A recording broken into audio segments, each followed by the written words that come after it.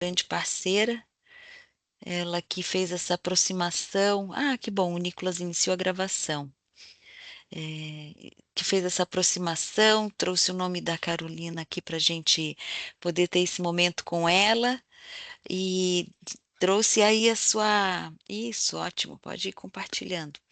Trouxe uma. Eu imagino que seja enxuto aqui o currículo da Carolina, mas é bem denso. Ela já tem mestrado e doutorado na Engenharia e Gestão do Conhecimento pela UFSC, a graduação também na UFSC, com foco em mídia e conhecimento, isso mestrado e doutorado, e administradora. Formada que ano, Carol? Eu me formei no doutorado, eu acabei em 2017. A graduação Ah, foi final de 2010, a formatura em 2011 já, né? que fez tudo rápido, assim, Aham, na sim. sequência, Na coisa boa. sequência, tudo na sequência. Legal. A trajetória acadêmica da Carolina é marcada e profissional por estudos e práticas de compartilhamento de conhecimento e aprendizagem em ambientes educacionais, especialmente na EAD. Possui experiência como professora substituta no Departamento de Administração da UFSC, que foi onde eu me formei também. A Karen também, né, Karen? E, Também. e mais de 10 anos atuando em projetos de inovação educacional, tecnologias de aprendizagem e educação corporativa, com destaque para as instituições como o Sebrae, Senar e empresas privadas como a Bayer. Então, empresas de grandes portes, essas três aí principalmente.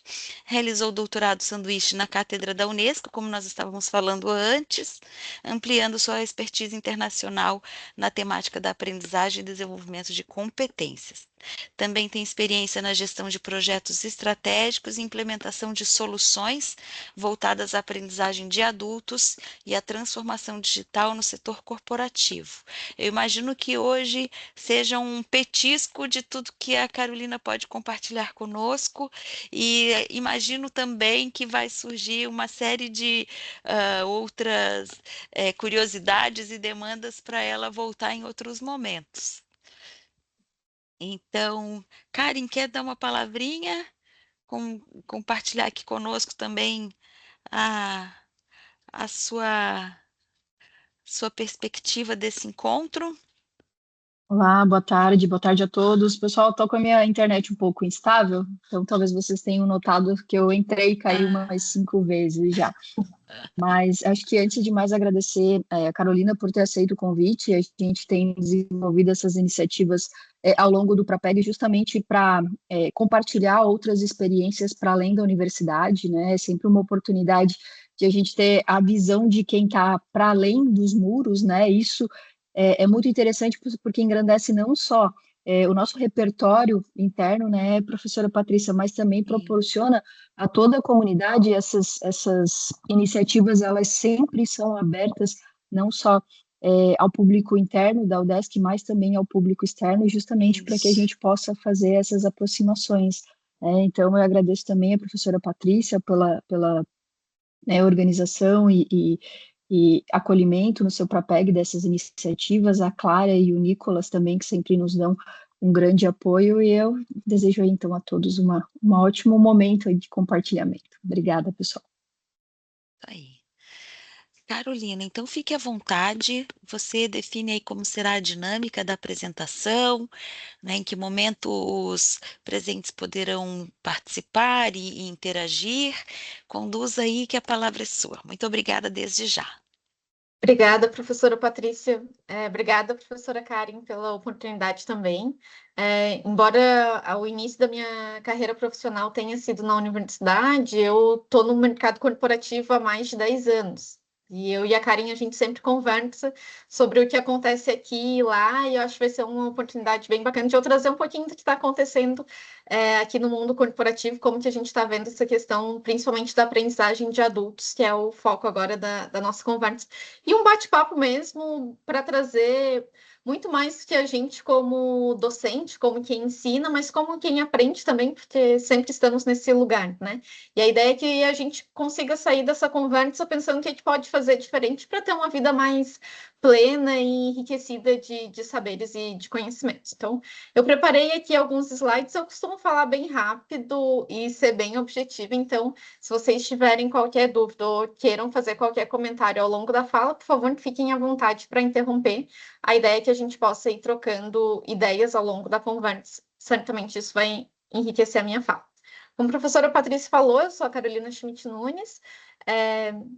Hoje eu atuo no mercado corporativo, né? Muito focado em educação corporativa e educação de adultos.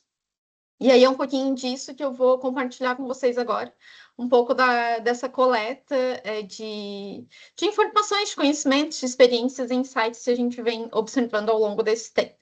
Eu costumo trabalhar com iniciativa, especialmente nessas empresas que a professora Patrícia comentou, eles têm áreas dedicadas à educação, né, e ao ensino. Então, a gente fez, dentro dessas empresas, grandes projetos de ensino e sempre voltado para o público adulto, né? A gente tem uma larga experiência, muita teoria, muitas experiências compartilhadas sobre a educação infantil e de adolescentes, mas a educação de adultos, ela sempre fica um pouquinho de lado nos livros acadêmicos, e aqui a gente vai dar um pouquinho de luz para isso. E aí, o que a gente vai falar sobre isso, né? Por que a aprendizagem contínua ela é tão crucial, especialmente no mundo de hoje? Quais são os benefícios que a gente tem com relação a isso, né? A ideia aqui, muito do ponto de vista individual. A gente vai explicar também um pouquinho do conceito do que é lifelong learning, que foi um termo também muito utilizado pela Unesco desde o ano de 2010 e que, a partir disso, se difundiu no mundo inteiro. A gente vai falar também um pouquinho sobre as diferenças entre aprendizagem formal, informal e incidental, que é um conceito bem novo, que vai misturar ali várias áreas de conhecimento, vai trazer um pouquinho da psicologia, um pouquinho da gestão de informação, um pouquinho da pedagogia e da própria gestão para a gente falar sobre aprendizagem incidental. Vocês vão ver que isso muito, embora o termo seja novo, ela é muito mais presente na nossa vida do que a gente imagina. Estratégias de como a gente se torna um aprendiz ao longo da vida, né? E alimenta esse aprendiz dentro da gente. Os desafios que a gente enfrenta hoje, tanto do ponto de vista individual como sociedade, como que a gente pode fazer para superar eles, e algumas conclusões que a gente vai compartilhar juntos. Então, vamos começar uma reflexão juntos, né? Eu sei que é muito chato palestra ou conversa que tem que ficar interagindo, mas se vocês não quiserem falar, não tem problema também. Eu vou ficar te falando sozinha e vou contar várias histórias da minha vida, dos meus amigos. Então, se não quiserem participar, tá tudo bem também, tá? Mas eu gostaria de saber quem é que nos últimos 6 meses aprendeu alguma coisa fora da sala de aula, fora de um curso formal, com certificado, que tem ali um respaldo do MEC ou de qualquer entidade reguladora. Quem que aprendeu alguma coisa nos últimos 6 meses que tem consciência que aquilo foi um aprendizado? Professora Patrícia, a professora nunca é à toa, né? Sempre tem um porquê. Quer compartilhar com a gente, professora? Posso. Eu digo que eu sou privilegiada, Carol, porque eu digo que eu sou paga para aprender. E isso para mim Bom ponto. é uma bênção, né? A minha vida como professora, eu sou muito feliz porque eu adoro aprender. Mas falando aí, fora de sala de aula ou fora de um curso formal, eu tive uma conversa bem difícil com a minha filha. E ela me trouxe algumas verdades meio duras e eu aprendi muito com ela. Isso foi, não sei se foi na segunda ou na terça. Então, uma conversa às vezes com um filho, que pai e mãe acham que sabem tudo às vezes, né? E Uhum. sempre querem ensinar, querem dar os melhores caminhos, compartilhar as suas experiências. Também tem a função de pai e mãe é renovar o que sabe, né? Então, ela me deu algumas lições, assim, nessa conversa que nós tivemos nessa semana. Bacana, que bacana. E foi numa conversa, então, né? A gente não Foi. precisou ali de um plano de aula, uma situação estruturada, planejada, um papel de professor e aluno. Não. Isso tudo se dissolveu e a aprendizagem se deu de outra forma, né? Eu É. também vou compartilhar um caso curioso, que faz parte da minha vida. Eu adoro plantas, eu gosto muito de plantas, dei esse gosto da minha mãe e das minhas avós. E essa primeira planta que vocês estão vendo, a primeira imagem, está aqui bem caidinha, é uma planta que a minha avó cultivava e a gente achava linda a flor, tanto eu, a minha mãe quanto meu pai. E aí a gente pegou uma mudinha lá, o pai trouxe uma mudinha do sítio, a gente plantou e essa planta ficou alguns anos num lugar e ela não se desenvolvia, ela não crescia, ela não dava flores. Até que a minha mãe resolveu mudar ela de lugar, estava num canto da casa, ela botou num outro lugar da casa, tipo, enfim, mudava ali a incidência de sol, de luz, e de chuva. E aí, agora nessa primavera, para minha surpresa, quando eu abro a minha sacada, a flor tinha aberto, né? Ela tinha dado 3, 4 flores e a planta se desenvolveu e mudou completamente a partir do momento que a gente mudou ela de lugar, né? E aí a lição que eu aprendi com isso é que às vezes a gente está num lugar e aquele não é o lugar certo para a gente estar, né? E mudando, a gente consegue ser quem a gente desenvolver todo o nosso potencial. E isso foi observando as plantas da minha mãe, porque no momento eu estou sem nenhum, essas aqui são delas, são dela, né? E observando dentro de um hobby, de um gosto só, a gente também consegue aprender lições que vão para que extrapolam aquele hobby, né? Então aqui é só para a gente ter uma degustação do que vem pela frente. E aí agora voltando aqui um pouco mais para o mundo real e para a necessidade de pagar os boletos, a gente vive, né? Todo mundo sabe, num mundo em constante transformação e isso está impactando muito o mercado de trabalho. A gente teve, né, grandes eventos que interferiram na dinâmica do mundo inteiro no mundo de trabalho.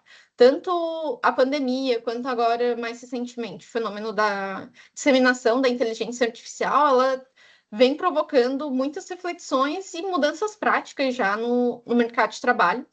E tem várias entidades que fazem estudos de tendências e observação do mundo que estão trazendo alguns dados sobre a gente. Esses que eu apresento aqui são do Fórum Econômico Mundial do ano passado, de 2024. E eles já diziam, né, naquele ano, que quase metade das habilidades básicas precisarão ser atualizadas até 2027. 23% dos empregos mudarão até 2027.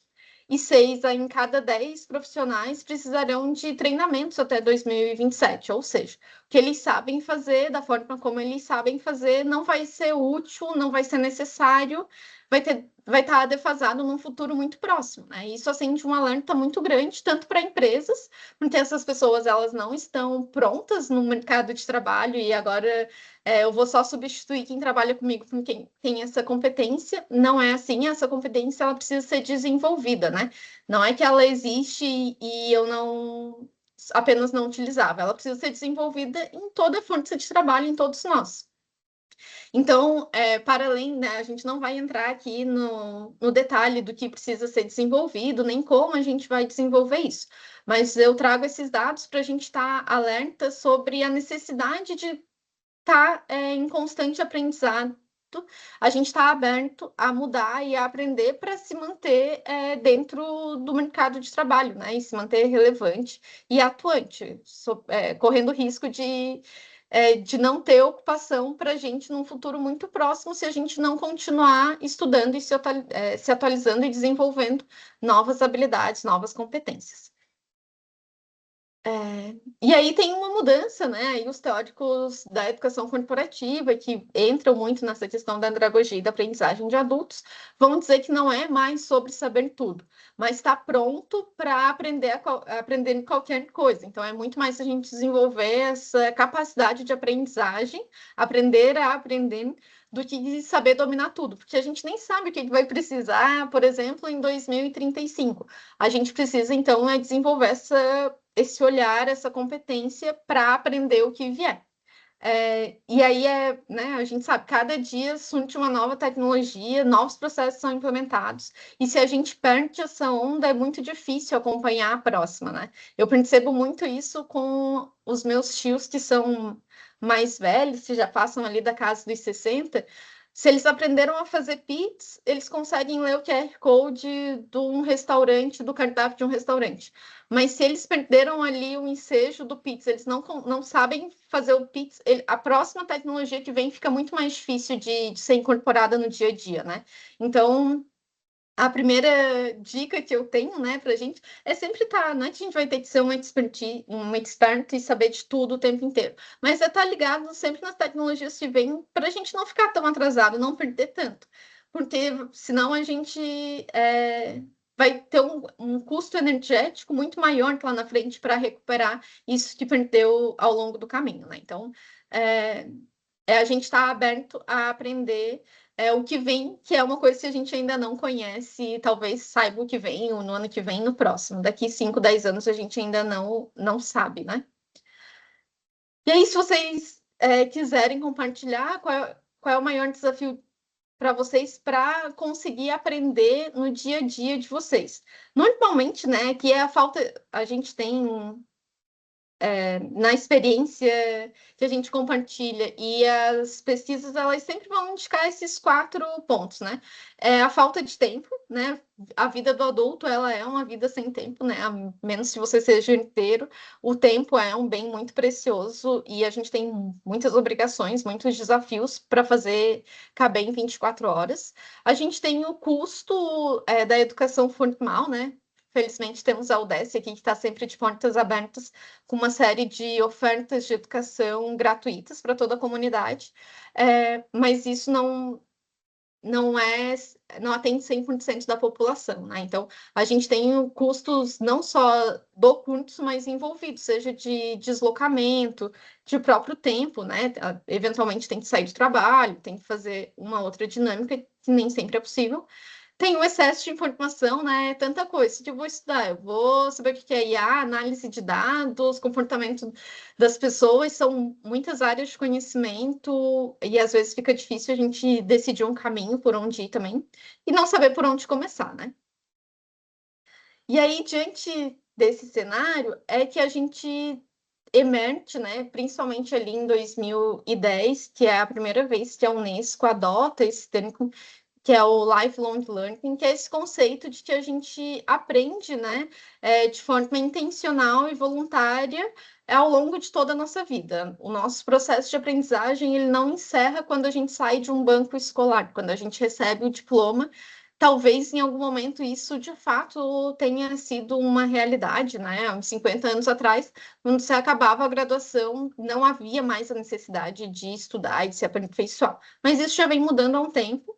E aí a Unesco, num contexto um pouco diferente da educação corporativa, muito mais voltada ali por uma situação de oportunidades de estudar ao longo da vida nos países ainda em desenvolvimento ou em crise, que eles trazem esse tempo para dizer que não, a gente vai incentivar a aprendizagem ao longo da vida. E não é apenas a formação que tem um certificado que tem valor. Tem muito, e aí eles trazem uma questão também de conhecimentos tradicionais e tudo mais na valorização desses conhecimentos que não estão estruturados dentro de uma graduação, de um mestrado, de uma pós-graduação, enfim.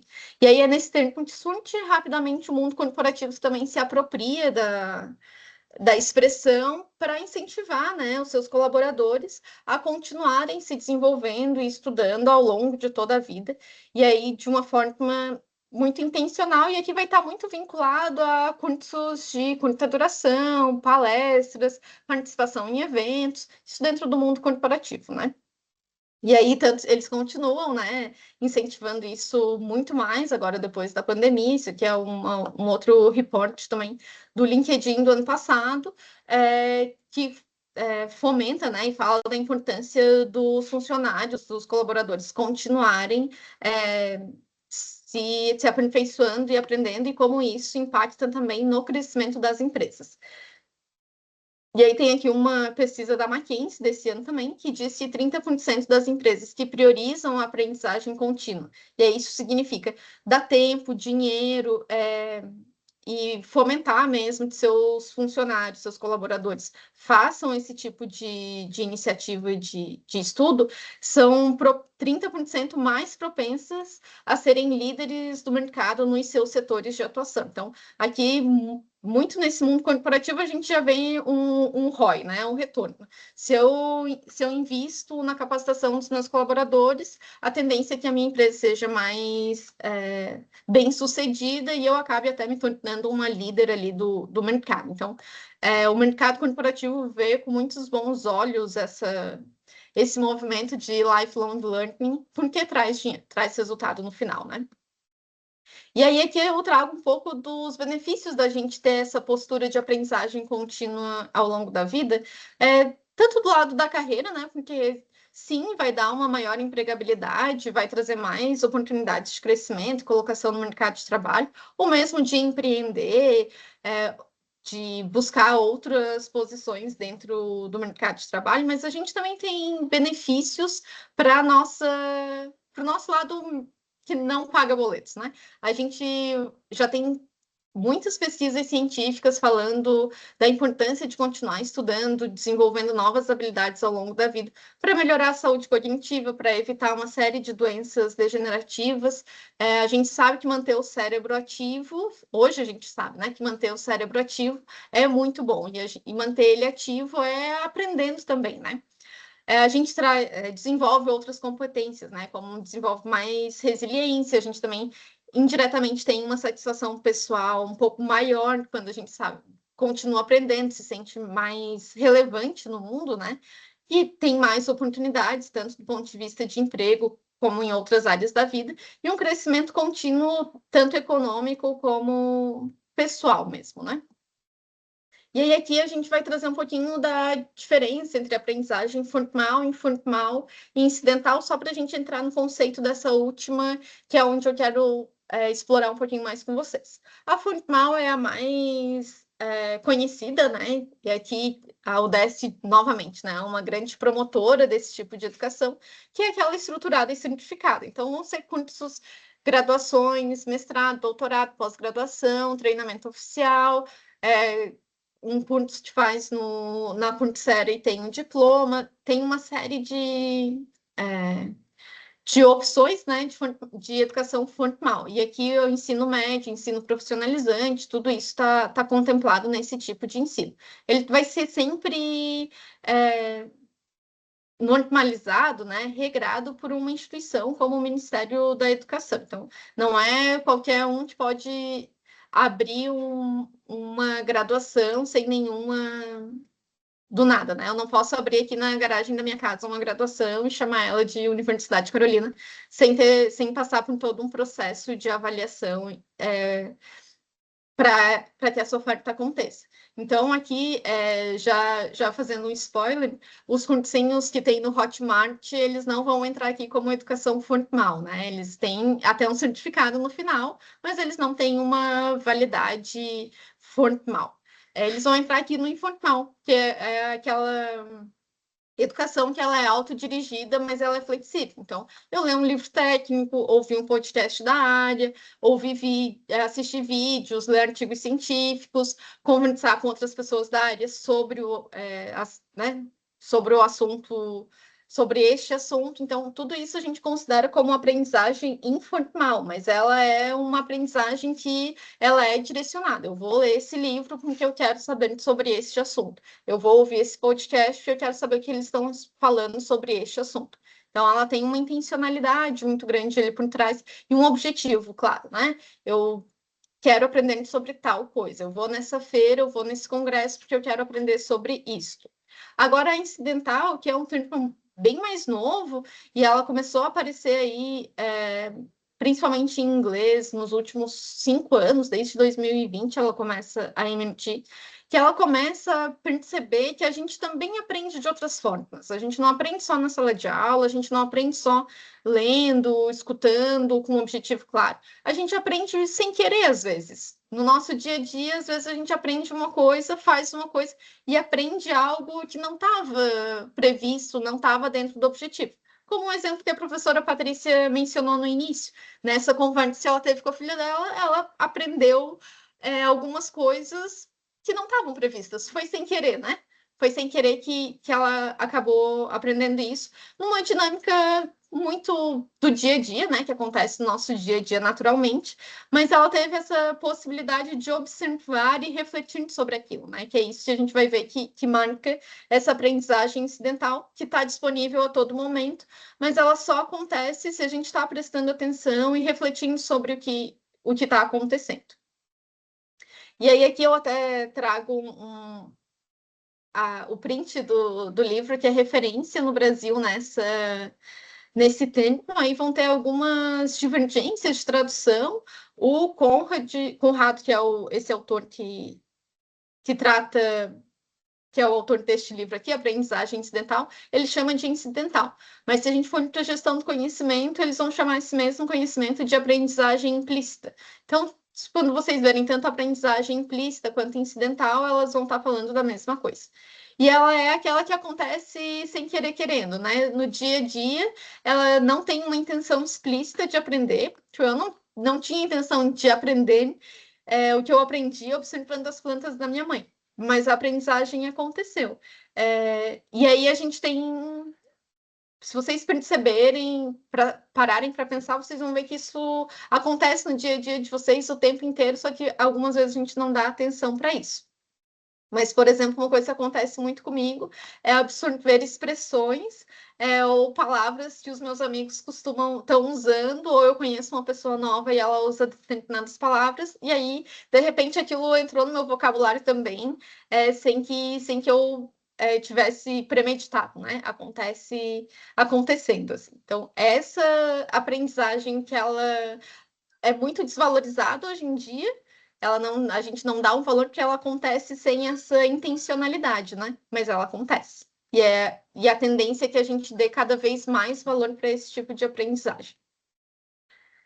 E aí, como é que ela acontece, né? A gente tem toda uma ciência, a neurociência também é uma área de conhecimento que está crescendo muito nos últimos tempos, e ela vai falar bastante de como é que isso acontece dentro do nosso cérebro. Um pouco da valorização desse tipo de aprendizagem vem em função dessas pesquisas neurocientíficas que trazem como é que o cérebro processa, né? Que eu acho super interessante também. E aí ele vai trazer aqui 3 conceitos, que é da plasticidade cerebral, da aprendizagem experiencial e o valor do erro. Isso tudo no nosso cérebro acontece de uma forma que cria caminhos, né? De uma forma bem rudimentar, ele cria novos caminhos para a gente incorporar e memorizar aquilo que está vivenciando. E aí por isso que a infância a infância, a adolescência são épocas tão marcantes da nossa vida, porque é a primeira vez que a gente está fazendo a primeira vez que a gente está fazendo várias coisas, né? Primeira vez que anda de bicicleta, primeira vez que cai, primeira vez que vai na escola, primeira vez que entra na universidade. Então, é uma série de primeiras vezes. E as primeiras vezes, elas são muito marcantes no cérebro, que é quando ela vai construindo caminhos. Então essa memória ela é tão forte ao longo da vida, né? Mas aqui já dei uma viajada na neurociência. Mas estudo para dizer que o nosso cérebro, ele aprende o dia inteiro, né? Aprende o tempo inteiro, porque ele é dotado dessas capacidades que nos permitem aprender ao longo de toda a nossa vida. Até o último dia que a gente vive, a gente, né, quando morre por idade, continua aprendendo se tiver essa intencionalidade até o final, se tiver essa capacidade de observar e refletir, né? E aí a questão que fica é como é que, já que o nosso cérebro está aqui, a gente é super capaz de aprender o tempo inteiro, como é que a gente faz para aproveitar isso no nosso dia a dia e potencializar a nossa aprendizagem ao longo da vida? Aqui vou passar. Essa era mais um momento para a gente refletir juntos, mas a gente faz lá no final. E aí, antes da gente entrar de fato ali em como é que a gente estratégias se a gente pode implementar na nossa vida para melhorar a aprendizagem, se tornar esse aprendiz ao longo da vida, eu queria trazer, que eu acho que nunca é uma questão meramente individual, né? A gente vive em sociedade e o mundo no qual a gente está inserido impacta e influencia muito no nosso dia a dia como seres humanos. Então, eu vou trazer aqui algumas informações que eu acho que vão nos ajudar a gente vai se reconhecer nessas dificuldades. A gente teve, nos últimos 20 anos, especialmente, um crescimento exponencial da quantidade de informações. a gente teve um uso crescente das redes sociais. E a gente também está mudando a nossa relação com a vida profissional. A forma como se via a profissão até os anos 90, início dos anos 2000, o que o trabalho significava na vida de uma pessoa, isso tudo socialmente está mudando, e a gente vive num momento paradoxal agora. Que a pandemia talvez tenha acelerado muito esse paradoxo, e a gente teve ali o movimento, né? Todo mundo foi para casa no home office, aí depois virou híbrido, e agora estão achando que o híbrido já também não funciona, vai voltar para o presencial, mas as pessoas também não estão muito confortáveis com esse, com voltar, né? E aí também o que a vida profissional significa na vida de uma pessoa, a impossibilidade de ter um padrão de vida que as gerações anteriores tiveram, com o mesmo salário que se tem, que se recebe, né? Então, a gente tem várias questões na vida profissional, enquanto sociedade, que também estão impactando. E é isso tudo, este mundo, né, este contexto, ele pode atrapalhar no que a gente aprende. A gente pode entrar aqui no modo automático, viver a vida sem tirar nada dela desse dia a dia. E aí aqui eu vou pedir para vocês brevemente fazerem esse teste.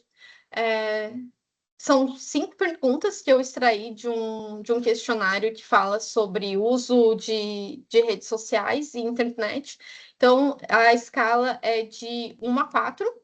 Então, se vocês puderem ler e anotar aí no papelzinho com que frequência você tem dificuldade de parar de usar as redes sociais, mesmo quando quer parar, tá com sono ali, mas não consegue parar de rolar o Instagram. Com que frequência pessoas próximas dizem que você deveria reduzir o tempo que passa nas redes sociais. Com que frequência você deixa de realizar tarefas importantes porque está usando as redes sociais? Com que frequência você usa redes sociais para aliviar sentimentos negativos, como estresse, ansiedade ou tristeza? E com que frequência você se percebe planejando antecipadamente o tempo que passará nas redes sociais? Ai, nossa, não vejo a hora de chegar em casa para abrir o TikTok e ficar 1 hora vendo vídeos inúteis. Eu vou pedir rapidinho para vocês fazerem desculpa, fazerem aqui. O 1 é nunca e o 4 é diariamente, tá? Enquanto vocês fazem, eu tomo uma água aqui. Por favor, façam e daí somem. Tipo, com que frequência eu tenho dificuldade de usar redes sociais, mesmo quando eu quero parar? É nunca, então você vai colocar 1 e aí ao final soma das 5 perguntas.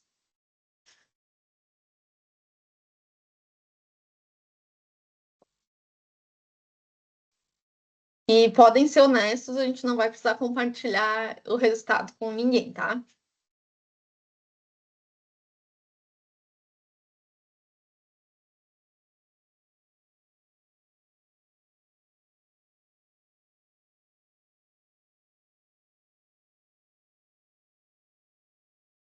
Prontinho?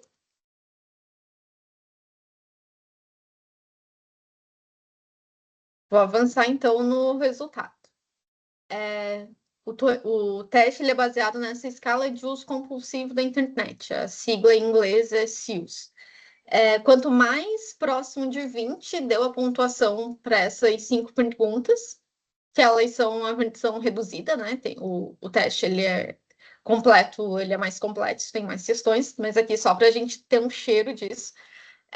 Mais problemático é o uso da internet e das redes sociais na sua vida. Então, já fica um alerta que se está mais perto do 20 do que do 5, talvez a gente tenha um problema de uso das redes sociais. E a gente entende que não é um vício pessoal, que é só falta de vontade de parar, né? A gente entende que é uma situação muito mais complexa, mas que ela impacta no dia a dia. E aí, aqui, com relação a este impacto, eu trago aqui também outra recomendação de livro, que é um livro que eu li há um tempo já, mas eu acho ele muito relevante ainda, que é O que a Internet está fazendo com os nossos cérebros, a geração superficial. E aí ele fala do efeito do uso das redes sociais no nosso cérebro e como isso faz com que a gente perca competências e habilidades que são muito caras, que são muito que nos trouxeram enquanto humanidade até aqui, né? Então, a gente já sabe que os nossos comportamentos eles estão sendo moldados pelas práticas online e a nossa forma de aprender também. Infelizmente, não está indo por um caminho muito feliz. A gente está perdendo habilidades, competências que a gente já tinha solidificado enquanto humanidade há muito tempo. Uma delas é a capacidade de concentração e de estar imerso em alguma coisa por bastante tempo, né? Prestar atenção em alguma coisa por bastante tempo, que a gente está moldado a estar acelerado e passando de vídeos o tempo inteiro. Aí tem uma outra pesquisa que eu não mencionei aqui, mas que ela monitora anualmente o quanto a gente consegue prestar atenção num vídeo, qual é o tamanho do vídeo ideal. O objetivo é sempre dizer o tamanho do vídeo ideal, o quanto a gente consegue prestar atenção, né? E aí, no início da pesquisa, quando eu comecei a acompanhar lá por 2017, era tipo, eu lembro claramente, era 7 minutos. A gente conseguia assistir um vídeo durante 7 minutos, prestando atenção por 7 minutos. Hoje está em 2 minutos. A gente não consegue. Isso significa, né, que a amostra, se eles fazem uma pesquisa norte-americana, eles não conseguem mais se concentrar num vídeo por 7 minutos. Agora, o máximo são 2 minutos. E isso num cenário, né, norte-americano, mas certamente extrapola muito aqui para a realidade brasileira. Eu desafio alguém a ficar na frente do YouTube assistindo um vídeo concentrado por 7 minutos e sem que o pensamento fuja ali em algum momento, né? É bem difícil porque a gente foi moldado, os estímulos que a gente recebe o dia inteiro é de situações muito mais rápidas e que mudam muito, muito, né? E aí, pode dizer, Carol, não assisto YouTube, não tenho rede social, não consumo esse tipo de coisa. Mas se tu escuta rádio, se tu assiste televisão, vai ver que a publicidade também modificou e se adaptou. Ela também não é mais tão demorada. As propagandas de TV são muito mais poluídas hoje em dia, com muito mais informação e tudo muito mais rápido, muito mais acelerado. Porque é assim que o nosso cérebro tem respondido para o consumo hoje em dia. Só que a gente vem perdendo capacidades que são importantes no nosso dia a dia, na medida que a gente deixa de prestar atenção, né? E aí tem aí já antecipando como que a gente faz, né? A gente tem esse problema e aí o que a gente vai fazer? Ah, peraí, tem mais uma dica. Michel Coforado, a Karen vai saber porque eu falo dele toda vez que a gente conversa, é um antropólogo e que ele tem uma linguagem para não antropólogos. Então é muito acessível quem não é da área conseguir consumir os conteúdos dele. E ele tem uma participação na CBN toda terça e quinta, e aí esse mês eu ouvi essa semana, mas é do início do mês, que ele traz uma questão que eu nunca tinha pensado sobre, que é pensar virou um privilégio. A gente ter a oportunidade de parar e pensar é um privilégio. A desigualdade agora ela também é cognitiva, né? E aí aqui é um trecho de uma entrevista que ele deu para a revista Secreta, que eu vou ler na íntegra porque eu acho que vale a pena. O que sai em jogo não é apenas o que consumimos, mas como consumimos conhecimento. Há quem possa escolher o que lê, o que ignora e o que internaliza. E há quem viva à base de conteúdo ultraprocessado, produzido para manter o corpo online e a mente cansada. Se antes a desigualdade era sobre o que se tem, agora é sobre o que se consegue sustentar na cabeça. Quando tudo disputa nossa atenção, talvez o verdadeiro privilégio não seja ter acesso à informação, mas ter energia para digeri-la. Porque o luxo do futuro não será ter, será entender. E aí isso se conecta muito com uma reportagem que eu vi recentemente também, falando que os filhos dos super ricos, dos magnatas, inclusive a realeza europeia ali, a princesa espanhola, eles não usam redes sociais, né? Mas eles têm aula de xadrez, eles leem os clássicos, têm clubes de leitura. E aí eu fiquei pensando, né? Enquanto a gente quer colocar cada vez mais tecnologia nas nossas salas de aula, essa porcentagem muito pequena de pessoas que têm poder e dinheiro no mundo continua jogando xadrez e lendo, né? Continua desenvolvendo as competências de pensamento crítico, de concentração, que a gente hoje está desestimulado a cultivá-las, né? Então, eu trouxe isso aqui porque eu acho que nunca é só uma questão individual, acho que é uma questão de sociedade e a gente precisa pensar enquanto sociedade sobre isso também.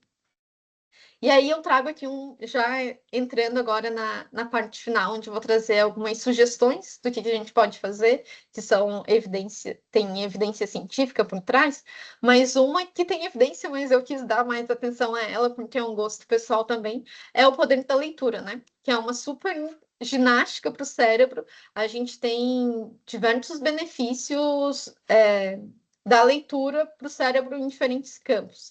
E aí eu trago uma recomendação de livro também, que é esse da Irene Valejo, ela é uma espanhola, se chama O Infinito em um Junco, e aí ela vai contar a história do livro, desde como ele surgiu no início dos tempos, a como ele é hoje, e passando aí por todas as suas versões, e ela vai explorar muito o poder do livro, né, da leitura, o poder da leitura especificamente, no desenvolvimento da humanidade. E é um livro super interessante, muito bom, de muitas curiosidades, muitas coisas interessantes, mas em resumo, o que ela vai trazer é isso: ele é uma ginástica para o cérebro, ele vai ajudar na memória, na imaginação e no raciocínio, ele ajuda na expansão do pensamento e da empatia, é uma ferramenta de liberdade e resistência também, ele é uma forma de preservação da memória coletiva, isso aqui já expandindo um pouco mais do indivíduo, né? E ele tem esse fortalecimento da linguagem, que para a gente, enquanto humano, é essencial também, esse aprimoramento e expansão da linguagem para a comunicação, né? Então, fica aqui mais uma dica para vocês, este livro. E aí aqui a gente traz essas estratégias, elas são muito baseadas nesse livro do Conrado, que eu comentei com vocês lá no início, e aí ele, além da leitura, que é um ponto que ele enfatiza bastante, mas ele também vai trazer muito a questão da arte como uma estratégia para a gente se tornar um aprendiz contínuo, né? Ter essa capacidade de refletir, de observar, de ficar em silêncio, tudo mais. Então, vamos às dicas. Curiosidade intelectual. Intencional, desculpa. A gente sair da postura de não sei, deixa eu ver isso aqui, vamos descobrir e começar a perguntar sobre, né? Reconhecer que não sabe e fazer as perguntas, estar genuinamente interessado a aprender, mesmo que aquilo não esteja diretamente ligado ao seu dia a dia.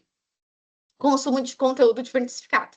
E aí aqui a gente sair da bolha, aqui a diversidade de conteúdo disponível gratuitamente é uma coisa boa, porque a gente facilmente pode sair da nossa bolha entrando no YouTube, procurando por outras palavras no TikTok ou no podcast. Enfim, a gente tem muita possibilidade.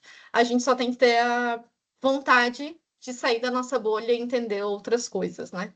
A gente tem uma coisa que hoje está bem na moda, né? Muita gente ganhando muito dinheiro com mentoria, sendo mentor e cobrando por isso. Mas é uma prática muito antiga, né? Desde o início da humanidade a gente tem isso, uma pessoa mais experiente compartilha com quem é menos experiente o que sabe né? Antecipa ali caminhos e dificuldades que essa pessoa possa entender. Não estou sugerindo que ninguém contrate um programa de mentoria, de coach, não é nada disso. Mas às vezes conversar com quem é mais experiente pode ajudar muito, né? Pode ser uma forma da gente aprender encurtando caminhos. Atenção plena, e aqui também não é levantar às 5 da manhã, fazer seu chá de matcha e ficar meditando, é muito estar presente no que está acontecendo, né? Tentar estar o máximo presente ali, observando, interagindo e não pensando no que vai fazer depois, não pensando que tem que chegar em casa e lavar roupa ou o que está esperando para fazer no dia seguinte, nem estar olhando no celular, né? Muito chato quando às vezes a gente está poderia estar tendo uma conversa super bacana ali, mas o celular tá dividindo a atenção e aí essa atenção plena não existe mais. E a reflexão pós-experiência, que é uma capacidade muito humana, né? Não foi identificada ainda em outros animais essa capacidade, que é a de refletir após a experiência, e refletir sobre o próprio pensamento, né? Como é que eu cheguei a essa conclusão? Como é que eu aprendi isso? Pensar sobre o processo de pensamento é uma forma da gente aprender também. E aí aqui a gente continua, experimentação e ousadia, mas com responsabilidade. E aí aqui eu odeio isso, odeio essa expressão, zona de conforto, porque ela é muito eu não gosto da conotação que tem para ela hoje, mas aqui é um pouco isso, assim. Sair um pouquinho da zona de conforto, tá? Experimentar praticar um esporte novo, tentar ir no cinema sozinha, ver qual é a reação que tem. Enfim, tentar fazer coisas novas, diferentes, para ver como é que você reage e sempre nessa questão de observação, para ver o que funciona, o que não funciona também, né? Registro de insights é uma coisa que eu adoro. Eu tenho sempre muitos papeizinhos, muitos cadernos em volta de mim, que eu vou só anotando as coisas. Eu nunca volto nelas. Para mim, funciona só escrever é uma forma de registrar na minha cabeça. Então, eu escrevo e no final da semana, amanhã eu vou jogar todos esses papéis fora. A hora que o caderno me encher, eu também vou jogar ele fora. Eu nunca vou olhar para ele de novo, embora eu devesse. Mas para mim já funciona muito só o registro. Meu cérebro funciona bem dessa forma. Aproveitar as oportunidades quanto mais, né?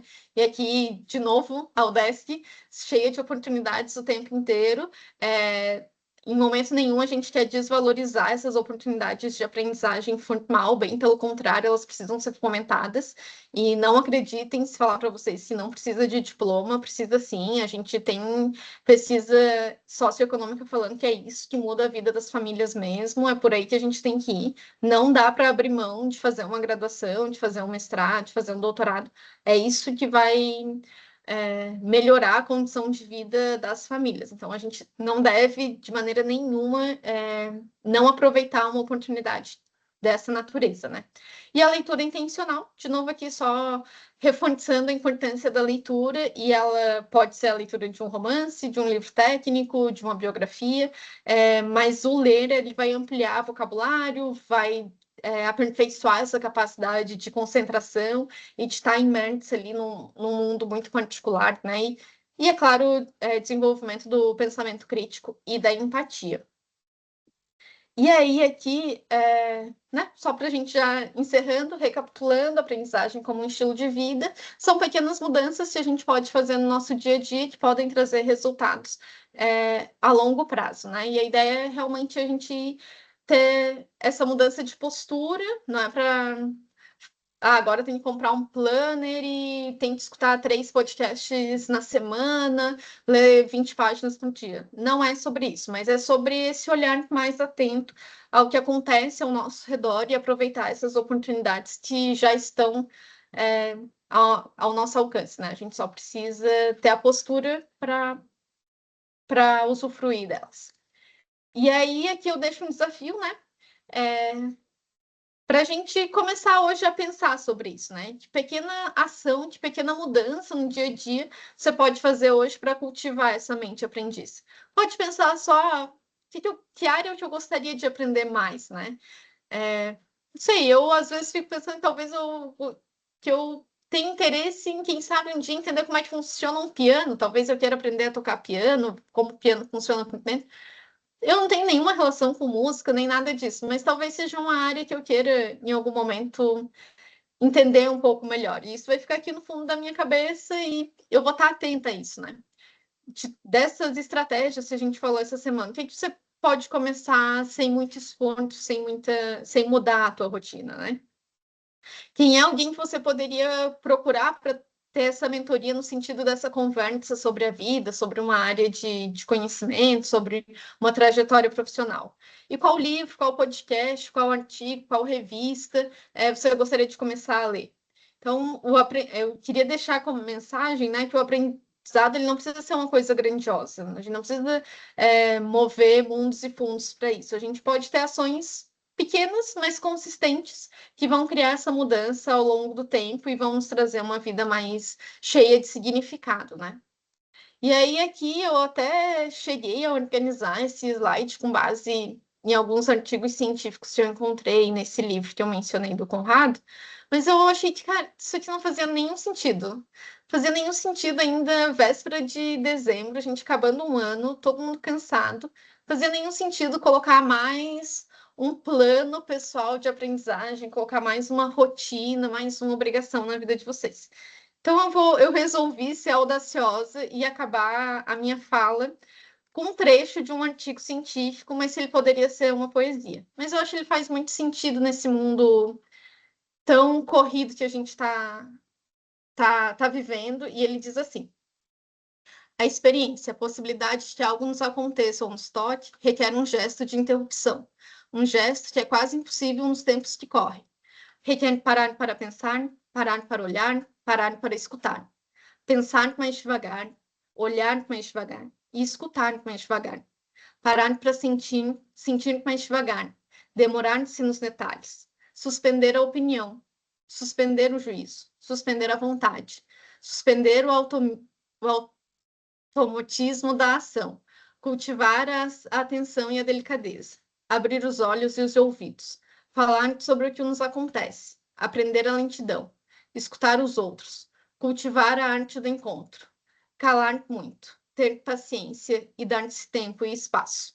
Eu achei muito bonito desde a primeira vez que eu li isso aqui, e me pareceu muito poesia desde a primeira vez que eu li, mas na verdade é um trecho de um artigo científico que fala sobre a experiência, ele reflete sobre como adquirir experiência. Então, é essa mensagem final que eu gostaria de deixar para vocês.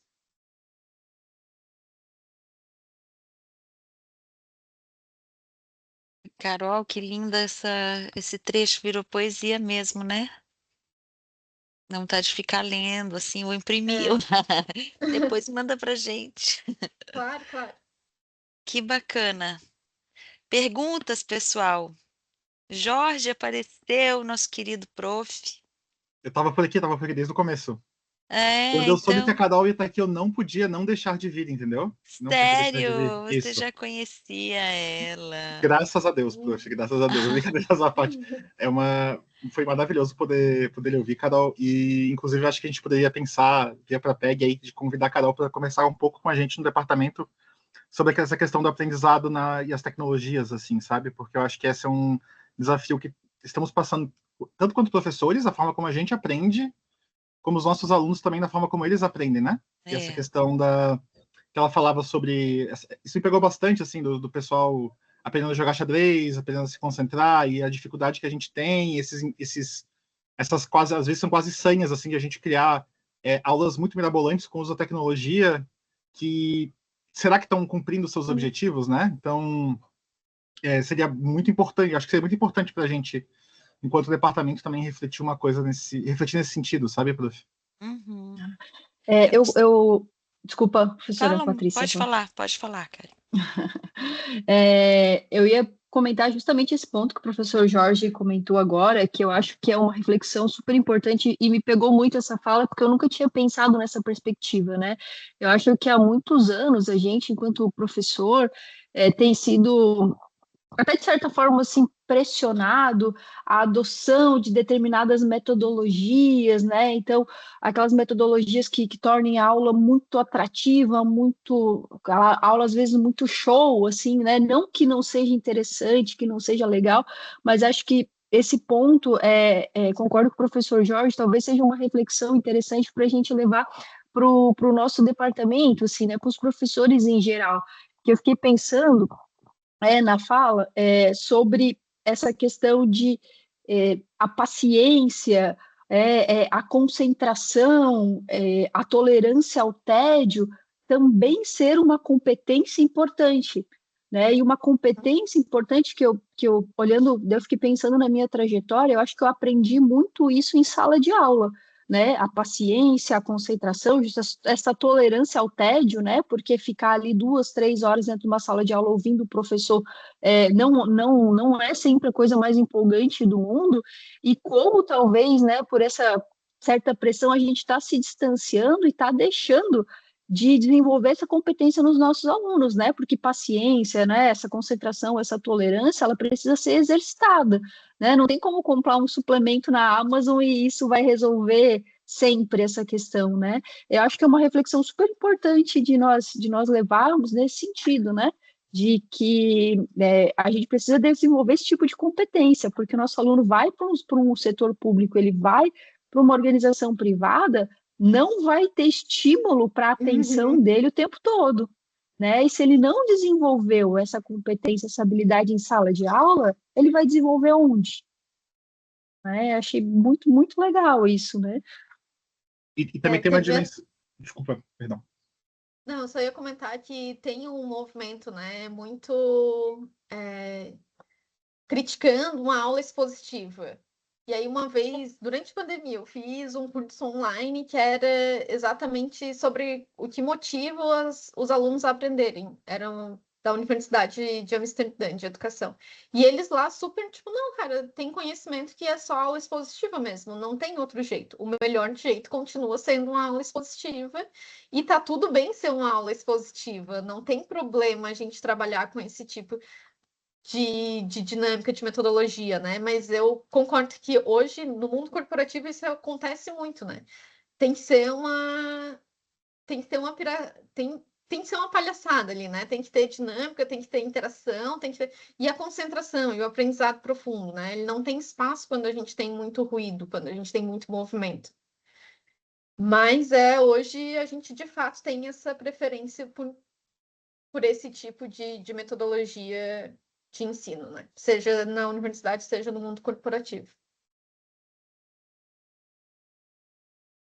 Eu acho uma outra questão também que eu achei interessante, acho que para a gente tentar levar para os nossos alunos, assim, principalmente na era do chat GPT, o desenvolvimento da competência de aprender, né? Porque o chat GPT, né, o uso indevido dele, né, não, o problema não é ele, mas o uso indevido dele, acho que está também fazendo com que os nossos alunos deixem de exercitar essa competência de aprender, né? E aí trazer alguém do mundo corporativo falando, olha, é dessa competência, principalmente, que vocês serão demandados, eu acho que é um alerta super importante que a gente talvez não tenha feito, né? A gente está falando, olha, vocês vão deixar de aprender coisas aqui se vocês utilizarem esses mecanismos. Mas acho que nós não estamos alertando eles que eles vão deixar de aprender uma competência, ou, né, perder essa competência, né, que eles desenvolveram em algum momento e que né, como a Carolina falou, talvez o que seja mais demandado e o que seja mais crucial para o sucesso profissional deles, né?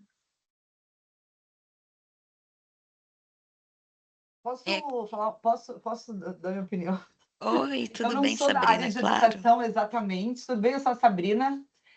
Eu não sou da área de educação exatamente, mas eu trabalho com turismo e acaba sendo educação também, né? Porque quando a gente tanto aqui eu trabalho o destino da cidade, então a gente educa o trade turístico para falar da cidade e tudo mais, mas a gente também vê um movimento de turismo, né, dessa nova geração acontecendo muito com base nas experiências.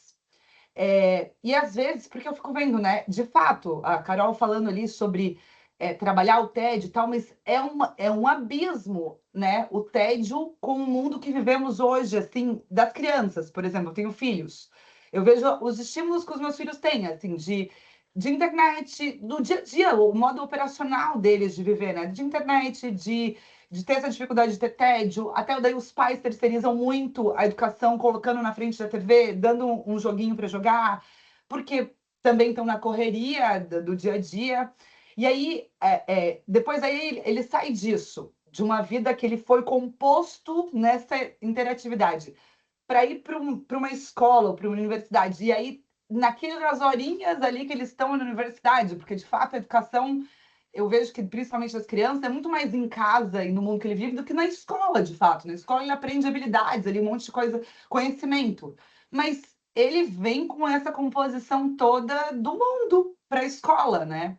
E aí, trabalhar isso também, claro, mas eu acho que, assim, é quase impossível, assim, né? Tipo, olhando na nova geração que estão vindo, né, pelos meus filhos, e às vezes...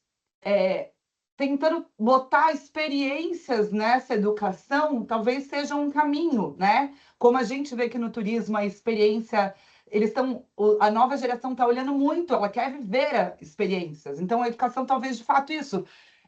Vou explicar sobre alguma coisa, eu vou levar no museu, eu vou fazer eles interagirem sozinhos, eu vou, né, fazer com que ele busque essa informação offline, né, naquela interação com aquele momento, mas fica um negócio que ele não fica no ócio, ele não fica ali mas ele interage, ele tem uma coisa offline da experiência, da vivência, e aí talvez seja sei lá, tô aqui levantando possibilidades com base no meu mercado, né? Que é diferente, mas é complementar. Então. Muitos desafios, né, Sabrina? Muitos. Sem resposta fácil. E eu acho que talvez até pensar um modelo de reflexão, se a gente conseguisse, né, de construir algo junto com os professores, para a gente conseguir pensar, visualizar estratégias que sejam, que valorizem essas dimensões, e que também possam ser inovadoras até certo ponto, né? Que a gente pode pensar em estratégias inovadoras que valorizem todas essas dimensões, sem ter que recorrer à tecnologia, sem ter que recorrer à dancinha do TikTok, né?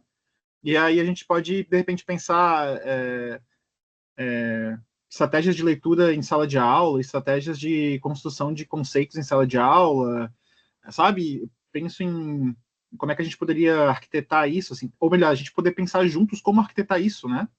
Que acho que a gente pode encontrar respostas que agreguem junto com a aula expositiva soluções que possam priorizar essas competências que a gente tem que desenvolver, né? E acho que tem mais uma dimensão importante, ainda, especialmente no curso de administração pública, pensando nos nossos alunos, além da questão da cobrança do ambiente corporativo, existe também a dimensão do próprio, de a gente pensar também, de fazer refletir nos alunos que eles vão ser gestores para pessoas que são assim, que não têm paciência, que não esperam, não respondem. Então, como é que a gente vai pensar política pública? Como é que a gente vai pensar sistema social nesse sentido, né? Então, eu acho que tem essas, para a gente especificamente da administração pública, tem esses dois lados, assim, tem uma dimensão intra e tem uma dimensão também de profissão depois, né? Porque, por exemplo, meu pai não sabe usar celular, dificuldade enorme para acessar o Gov, fazer o reconhecimento facial, é uma luta gigantesca. Mas ele consegue acessar o YouTube e quando o Gov demora 3 minutos, porque o celular dele é antigo, ele fica muito irritado que o Gov demorou. Mas se ele tivesse que ir para uma fila e esperar 2 horas, ele acharia ótimo. Né? Então, como que a gente lida com essas coisas, assim, né? Tem uma dimensão de percepção de qualidade de serviço que é complicada também, né? Que esse mundo todo traz pra gente, assim. Talvez essa seja uma questão pra gente aliar também. Qualidade em serviço, que é uma coisa que a gente tem discutido pouco, de repente, no curso. Então, algumas coisas para refletir sobre. Meu Deus do céu, Jorge. Não complica, Jorge. A gente não tem que dar É, resposta, né? A mas gente é bem, professor. Só tem é, que fazer perguntas. Tem que fazer mas perguntas. bem isso, a Sabrina trouxe, eu acho que o desafio, né, dessas novas gerações, aí se aborda ainda a questão do cidadão, dessa pluralidade de comportamentos e perspectivas, e é um universo que a gente tem aí que lidar, é isso mesmo. Prepara para voltar, Carolina, te vira agora. Já estou com roupa de ir. Meu Deus, Karen, tá vendo? Culpa sua isso.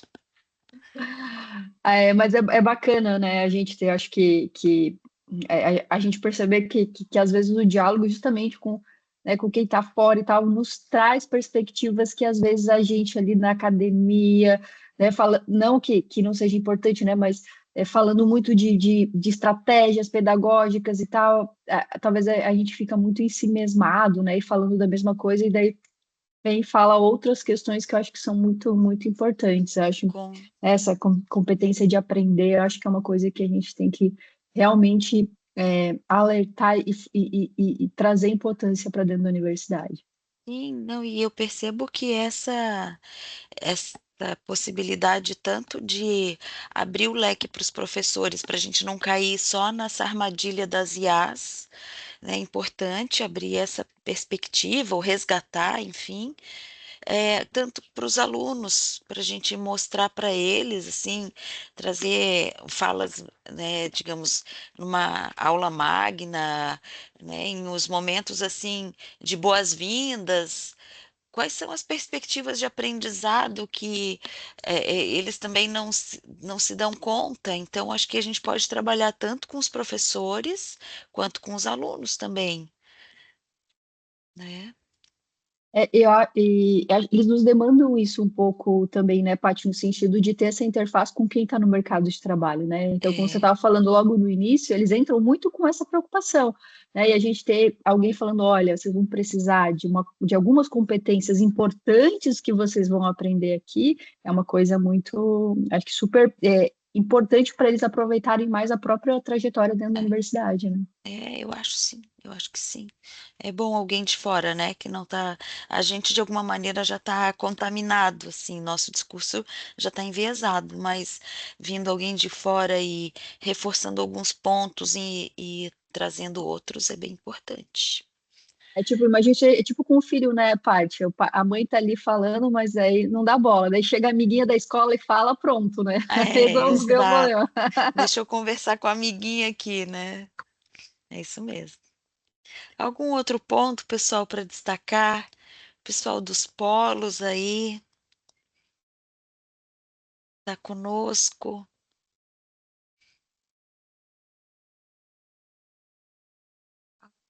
Então, eu acho que a gente fica com essa missão de reflexão sobre esses alertas, essa aprendizagem mais intencional que a Carolina trouxe, e também esse resgate de estratégias talvez essenciais, como a leitura, que foi negligenciada, eu acho, nos últimos anos, né? Por muitos, não é o caso da nossa querida Karen, que é uma leitora contumaz, excelente e curadora, e, e acho que fica o nosso dever de casa aí para fazer, e certamente a gente vai te demandar de novo, Carol. Estou à disposição. Foi um prazer estar aqui com vocês, Patrícia. Que bacana. Muito obrigada a todos que estiveram conosco. A gente, quem sabe, se vocês tiverem possibilidade, a gente fazia um print da tela, que se todo mundo pudesse abrir a câmera agora, rapidamente, a gente tiraria aí um print com os presentes, só para fazer um registro, a gente fazer propaganda também. Oh, Adriane, obrigada por abrir. Quem, quem tiver disponível, deixa eu ver como é que eu consigo colocar todo mundo aqui. Não sei se você consegue, Clara. Oi, Alvin. Obrigada por estarem conosco. Você consegue, Clara, colocar todo mundo em galeria aí? O meu tá destacado o da Carol, não sei se eu que destaquei. Se pudesse aparecer todos numa tela. Deixa eu ver aqui se eu consigo. Exibição. Ah, galeria. Consegui. Vou tirar então uma foto bem linda de vocês. Sorriam. Opa, Canoinhas não dá. Tudo bem, não tem problema. Fica aqui o nome de vocês, tá? Vou fazer um print então. Sorriam. X, vou tirar mais uma. Eita, vou escolher a mais bonita depois. Obrigada, pessoal. Foi um prazer Obrigado. Obrigada. enorme. Até Esperamos mais, vê-los em gente. breve. Tchau, Obrigada, tchau. pessoal. Tchau, Obrigada. tchau. Tchau, tchau. Tchau, tchau.